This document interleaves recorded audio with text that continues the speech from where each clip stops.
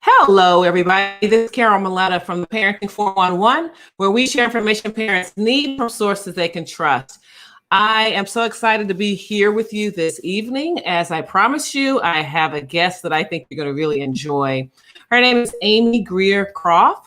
She is the mom of 7 children, and she is a lot of fun. She had an opportunity to meet her when I was the 2019 DC Mother of the Year, and she was 2019 Utah Mother of the Year. We were both honored in that way by American Mothers Incorporated. And so we met at the national convention that was held right here in Washington, DC. And so I always wanted to talk with her for a while.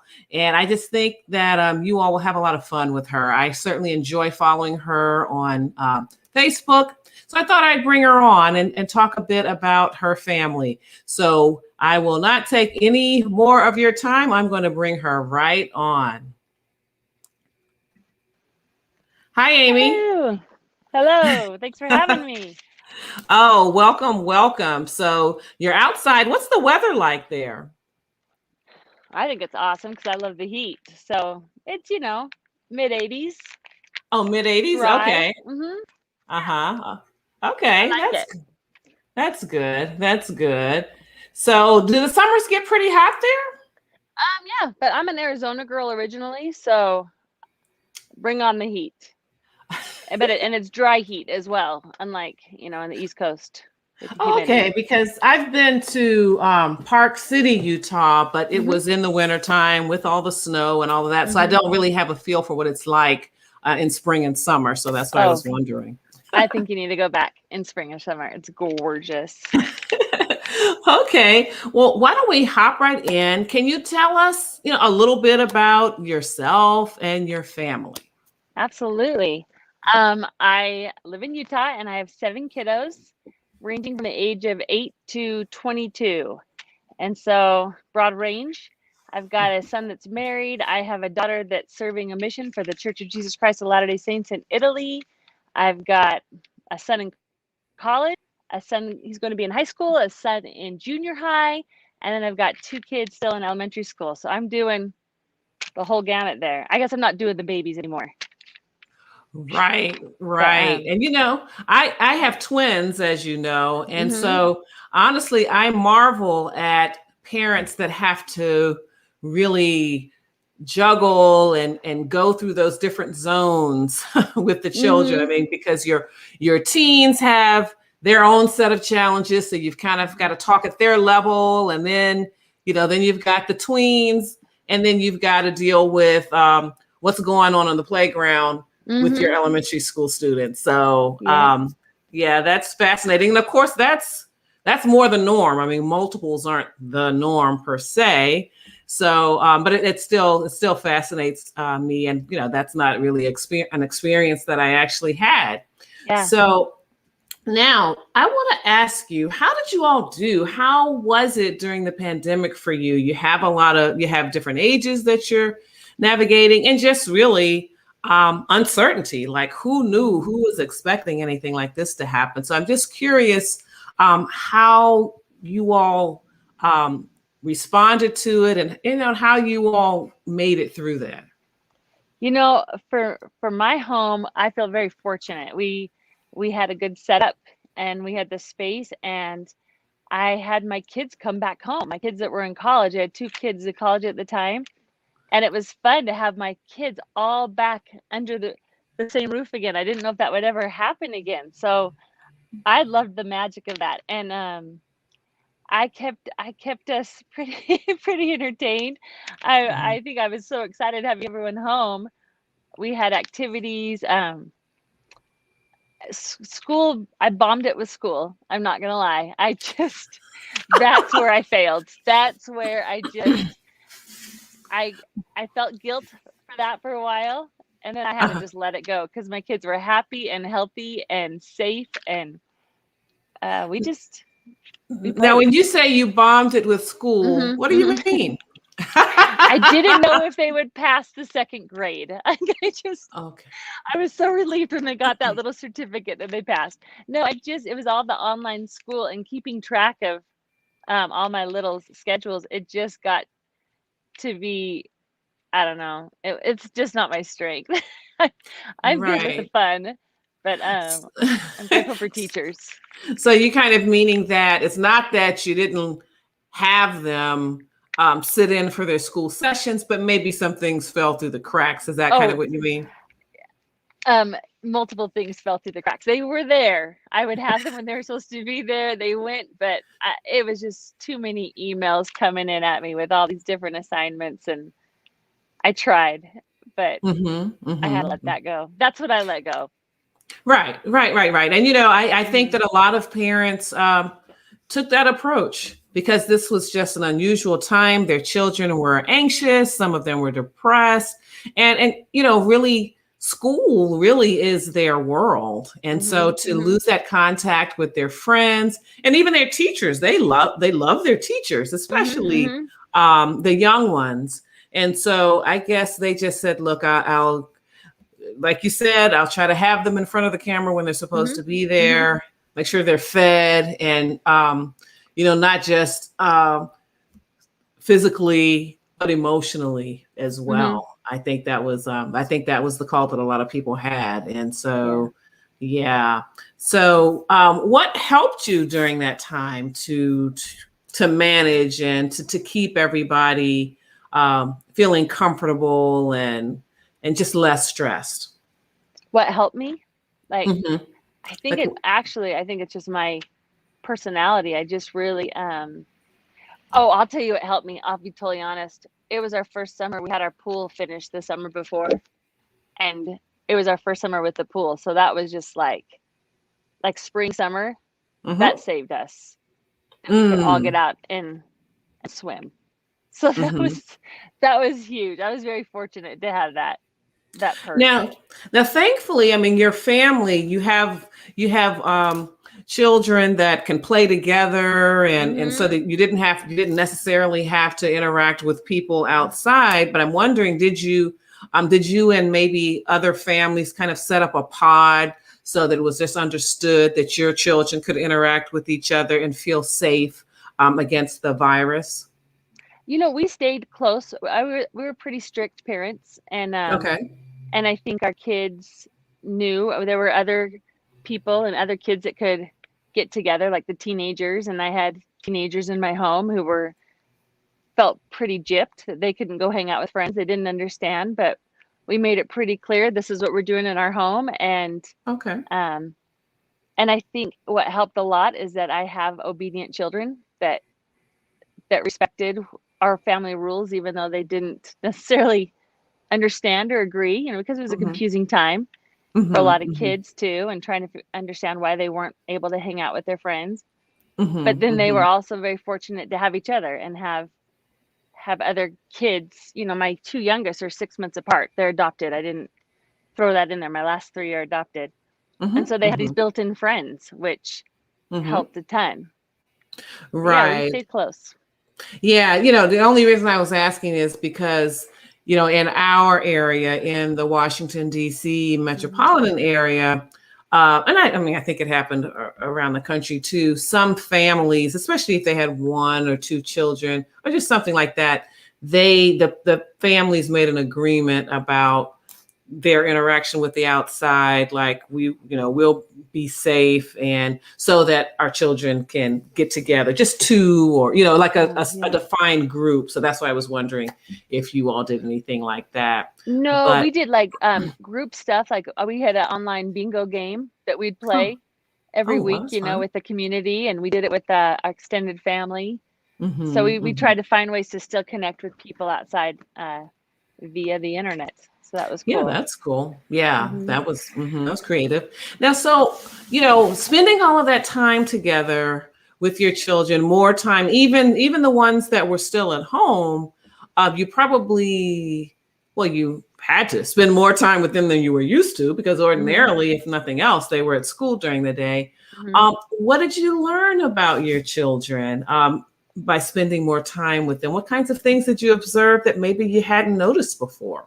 Oh man, I don't know. I think I knew my kids pretty well. I really enjoyed how good of friends they were with each other, Mm-hmm. um, and how responsive they were to my ideas, my crazy ideas that they've Mm-hmm. been trained. Like when I said, "Hey, we're gonna go play this game," they're like, "All right, we'll do it." And so they were very cooperative and rolled with it. So I saw that come out in them even more so.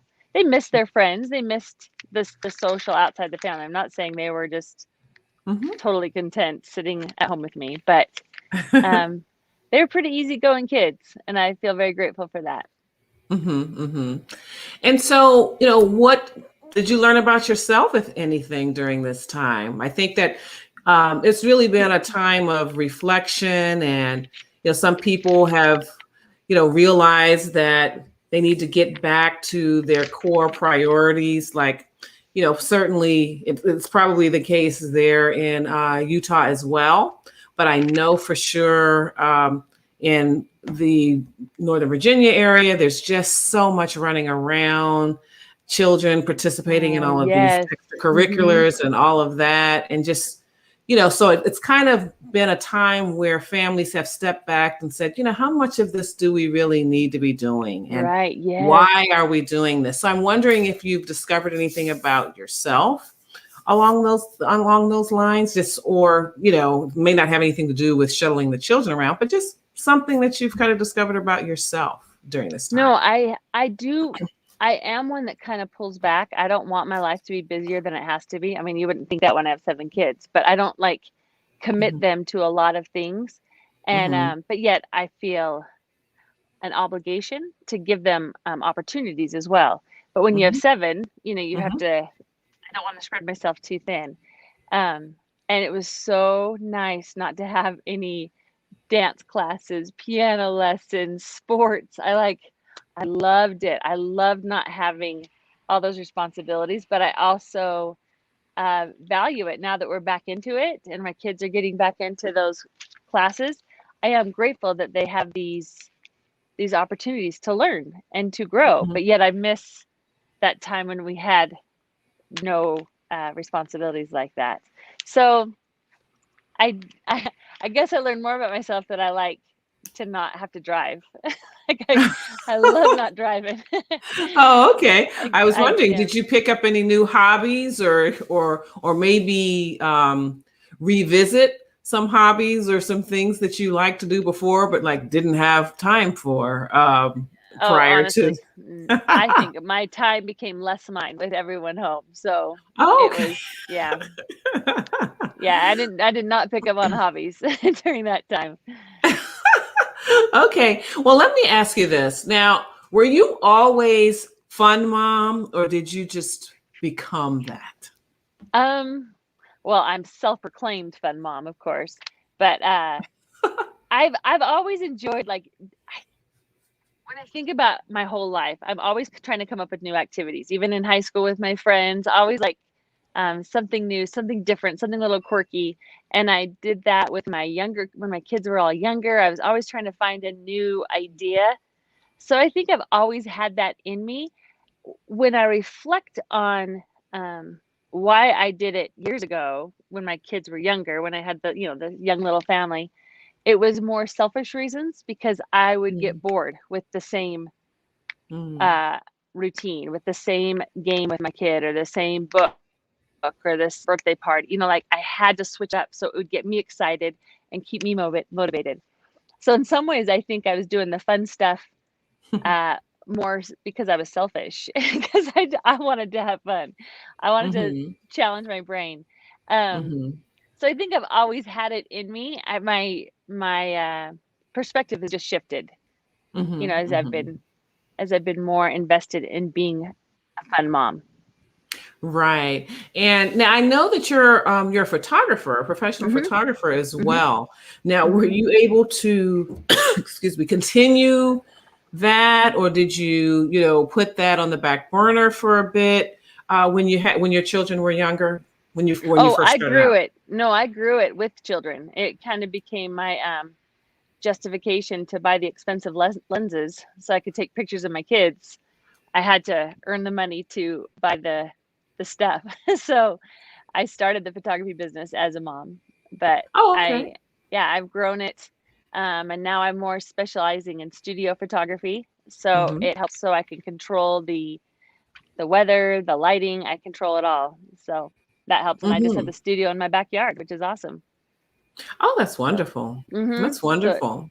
so it helps.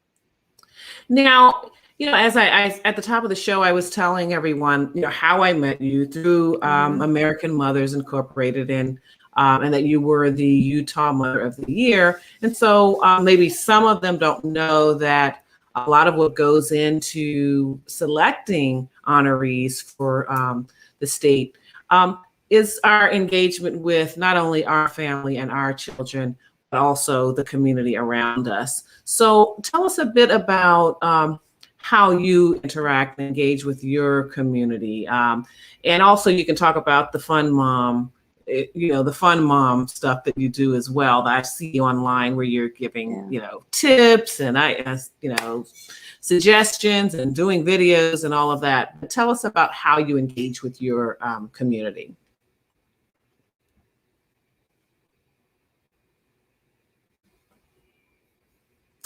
Oh, you're frozen, I think.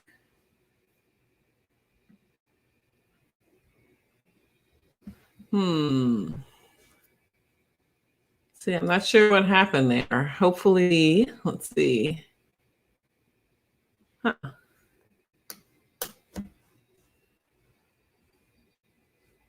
Can you hear me? Amy, are you able to hear me? I'm not able to hear anything you're saying. Right now, you're frozen on my side. Let's see. Let me try this. Oh, I lost Amy. Hopefully she will come back. But I hope you've been enjoying the interview so far. I've enjoyed talking with Amy. As she has shared, she has 7 children and she lives in Utah. And I just thought it would be great to talk with her. I was curious about how she and her family dealt with the lockdown and just all things pandemic. So Amy just texted me. She said she's coming back on in just a moment. So I am here with you for a moment. But anyway, by all means, if you all have any questions for Amy or just any shout outs, by all means, drop them in the chat and I will certainly make sure to ask her any questions or, any comments. Like maybe you can share how you fared during the pandemic and fun things that you did with your family, things that you learned, all of the questions that I asked Amy. You can feel free to drop comments in the chat about that. What you've learned about yourself, what you've learned about your children, any new hobbies or activities that you picked up during that time, because we didn't have to commute, driving back and forth to work, many of us. We didn't have to take our children to school or any of their extracurricular activities. So there was the gift of time. So I would love to hear if there are any new ways that you discovered to use your time and any new ways you discovered to connect with your children. And of course, as I shared, my children are older. They are 21 years old. They were in college. And unlike Amy, who had her children come home, I did just the opposite and had them go ahead and stay. And we had, thankfully, they were able to stay in an apartment and away from the campus, but still do their virtual classes and still be safe, but at the same time, stay away from home just because it allowed them to just stay in school mode. I mean, once the semester was over, they came home, of course, but it allowed them to, just really stay focused. That was just an opportunity that we had, and it worked out well for them. But I can certainly understand that some parents, had their children come home, and there's certainly blessings in that as well. So, during that time, I spent a lot of time by myself, and some of you have probably heard me say, in previous broadcasts or on my radio show that I used that time to finish my book. I had been talking about writing a book for several years, just couldn't really get going. But right before the shutdown, I had gone away for a solitary weekend and really mapped out my book and was planning to get started. But the lockdown really accelerated my progress because I was home by myself. My husband was traveling a lot for work, and then he eventually connected with the kids and stayed there and stayed with them through the whole, through a good bit of early lockdown. And so I had that time. I was able to work on the book and, work at all hours and get it done. So that was how I spent the time. That was a blessing for me that I was able to do that. And as a result of finishing the one book, I also had something. I was able to create the blueprint for my contribution to 3 other books during that time. So, that's pretty much how I use it. That's how I will remember the pandemic, and certainly, looking out for my loved ones, my mother and other people, and just trying to do my best to keep everyone safe. And certainly, my prayers and concerns with those families who were affected by the coronavirus as well. So let's see. I see one user told me, your son came home from college and it was wonderful to have him home as a quasi-adult. Yes, I'm sure that was. I'm sure that was enjoyable for him as well as for you, just to kind of see where they are, because you kind of, when they were at home before they left for college, you sort of knew them one way and knew what they were interested in. But now they've been away. When our children go away, they kind of discover new things, new interests. So I'm sure that was a time of discovery and connection for you. Thank you for sharing that. Let's see, does anyone else have any thoughts or comments while we wait for Amy? Oh, she is back. I'm going to bring her back to the stream. Welcome back. Yay, I'm so sorry. No problem. I wish if I were as fun as you, I could have really kept everybody entertained, but I just, told them a little bit about my experience during the pandemic and all of that. But we were just talking about how you engage with the community, both before the pandemic and during. So how do you do that? I'll tell you, at first I got all my kids like hovering around me. Oh, wonderful. That's great. Now I'll push them away. She's so now go. Go. Anyway, well, my husband's getting him out of the house, so I apologize. No problem. So involved in my community. There's quite a few ways. I am very involved in my church and and involved in a lot of service opportunities there, where I work with a lot of youth, like the 18-year-olds. I'm involved with a foundation that helps feed children the weekends, hungry children. So we pack bags every week, and those bags get delivered to the kids so they can take them home on the weekends to have food. And then obviously I'm involved with the schools, because I have kids in all the different schools. So I think I'm probably the most involved when it comes to kids, teens, youth. Now, do you ever involve any of your neighbors in some of your fun family stuff? Yeah, totally. Yes, I pull out the cotton candy machine. I invite people over. Well, tell us about the fairy garden. I saw that today. Tell us about that. Oh, I forgot. That's right. Okay. I did read that. Okay, never mind. Okay. Never mind. Tell us about something else. Oh, you know what I want you to talk about? I saw your video about the you had bought something on Amazon, I believe. It was like a floaty, a floating, a raft or something. Yeah, it was supposed to be a lily pad, which is like what you use at the lake. These big things that tons of kids can float on, or tons of people, adults can float on. And I didn't want to spend as much money as it was, so I found a knockoff, and it was definitely a knockoff. Yeah, I put it in the pool, and my kids just sunk. It was not effective. That was very funny. And then I believe you also have some kind of a game that involves candy. Yeah, you're going to some of my recent stuff. Yeah, we did a candy bar game recently. That was with family. That was we have a lot of family that live around here. Okay. And it's where you have to roll some die, and you hope to get 7-Eleven or doubles, and then you can get a candy bar. Anyway, if you want the directions, I do have it posted on my Instagram account. Well, and that was the next thing I was going to ask you. Can you tell our viewers where they can follow you on social media in general to see some of the antics that I just described? Where can they see that?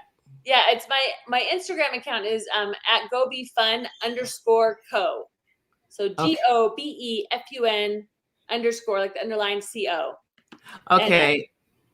Yeah. Monday I give fun ideas to do with your family, do with your kids. Sometimes it's more personal. Sometimes it's big group stuff. Yeah, and I'll be sure to put that in the chat too for anybody that might miss it or anybody that's watching this on replay. Now, tell me, what kind of fun stuff have you all been doing this summer? We do a lot of fun stuff. We do a lot of swimming. What? Mm-hmm. We just talked about the candy bar game. My daughter's whispering ideas. We do a lot of crafts. We do a lot of what do we do, Lola? I just feel like we're always doing something. We make a lot of jewelry, you know. Oh, I see. Mm-hmm. Sit poolside and make jewelry. I try to play with my kids every day. I try to do something with them every day. Mm. I feel like I'm connecting with them. Even if it's a few minutes. We play with walkie-talkies a lot. Mm-hmm. Mm-hmm. I am trying to come up with more ideas to connect with my married kid, my son that's married, right. And to find ways, even though they live in another state, still trying to find ways to have fun with them and not just wait till they come home, but have fun. Yeah, I was getting ready to ask you if he lived nearby, and could visit often. But okay, so he lives in another state. Yes. So do you? Well, I guess with the pandemic, it's kind of slowed down travel or anything. Have you all taken any fun trips together, all of you, or? We did one this year where we went to San Francisco. We flew to where my son and daughter-in-law, close to where they live, and did a family trip with them. Oh, pretty cool. Yosemite. So. Oh, nice. Did you all do any camping or anything? We stayed in a cabin for a night. We did some horseback riding, had the whole crew lined up and did a horse trail, which was out of my comfort zone, but for the children, I would do it. Oh, okay. So now, do you have any fun plans coming up that you can share, or fun ideas that you can share that maybe families could do with the time that we have left before school starts in the fall? I think what I'm really figuring is it's all about just taking a few minutes a day, and I'm coming up with new ideas every day. I'm actually coming up with a product that gives different ideas with one, say right now, walkie-talkies is one thing that I'm working on, where you have walkie-talkies and there's like 20, 30 different ideas you can play with your kids, with your teens even. I'm coming up with all these different ideas. So I would say like with families, just to find a few minutes a day just to play with your kids. If I went and bought Tootsie Pops today, and we're going to have a contest tonight on who can suck the Tootsie Pop the longest without biting it, just silly. It doesn't have to be grandiose. It doesn't have to be, it doesn't have to be Pinterest worthy. It doesn't have to, it doesn't have to cost money. There's so many little things you can do, and the kids love it. I'll tell you really quick. My son, I have one son that I feel like it isn't around as much. He's involved in basketball a lot, loves basketball, always at practice. And I realized I hadn't been playing with them as much or connecting with them. So I thought, I'm going to play. Okay, you guys go. They're not leaving. Let them go. And so one day I realized I needed to spend some time with them. So I said, hey, let's play some basketball, which is not my thing. But I went out and played pig for a little bit. And then we started a game. And what was interesting, I'm kind of waiting for him to leave, and he's not leaving, but I'll just say it. He makes his shots. He's a great basketball player. And we were playing a game. It was his winning shot. He kept missing. Like, he doesn't miss. And it was where I realized, no, he doesn't want this game to end. Like, he wants us to keep going. And so I had to dig deep, and said, I'm going to keep playing in this game. I'm not going to get too tired. I got to keep in this game. And our kids value that time with us. They just want to be with us. Absolutely. And they long to be known by us. When I work with parents, as you know, I talk to them about that idea of spending time every day with your children. And, of course, when they're younger, it's like maybe 30 minutes, whatever, but, and we call it special time, or you call it whatever you want. Like my children, as they got older and they're boys, it was hang time. But you just find a way to do something. And the way I talk about it is that as long as it's interactive, it involves you, that you need to talk and engage around it. It doesn't have to cost money. And very often, it's something, as often as you can, let it be something that they suggest. Like you're kind of coming into their world, like they're telling you the rules of the game that they made up or whatever. And something else that I thought was good too is like, it might be a puzzle or something that it takes multiple days to work on. So you have to keep coming back to it. It's just kind of this project that you have, or something that you really have to work together on, figuring out strategy or whatever. But yeah, I mean, it's a small investment, but it really pays huge dividends to pour into your children every day like that. 100% agree. 100%. Yeah, absolutely. Even your 20-year-old boy still needs your time, Oh yeah, absolutely. Yeah, I've been doing that the last couple of days, making sure that I sit down with them. I had brunch with one son today, ice cream last night with another son, as I prepare to go back. So one more time, tell our viewers where they can find you, because I want them to see all of the fun that you have. I mean, they don't have to do exactly what you do, but it just really reinforces that notion that they should try to find a way to spend time with their children in a fun way, not in a way where you're giving orders or telling them what to do, but really getting to know them.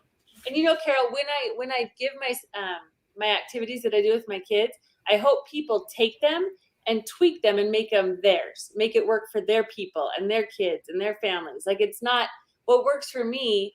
Like you mentioned the fairy garden. I have 2 little girls that just eat it up. I do these little secret, I just put stuff in their fairy garden every few weeks, and they go out there and they think it magically appears. They don't understand where this stuff comes from. And it's magical for them. People think, oh, I missed that chance because my kids are grown.